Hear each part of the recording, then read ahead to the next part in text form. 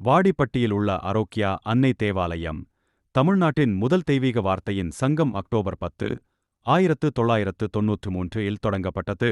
அருத்தந்தை விஜய் அமல் ராஜ் தெய்வீக வார்த்தை சங்கத்தின் முதல் திருச்சபை பாதிரியார் ஆவார்.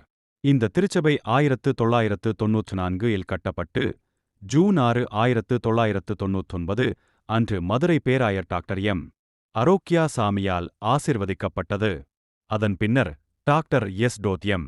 மேரி ஜான் தெய்வீக வார்த்தையின் சங்கம் பாதிரியாராக இருந்து வருகிறார்.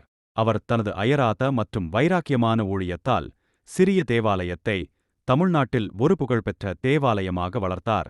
அவருக்கு பிறகு அருத்தந்தை பிளேஸ் வருகிறார்.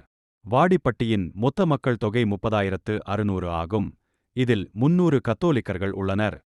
இந்த திருச்சபை 4 துணை நிலையங்கள் உள்ளன. அவை அலங்காநல்லூர், குரவன்குளம், மாரியம்மாள்குளம் மற்றும் சாணம்பட்டி. திருச்சபை பாதிரியார் ரெவ்.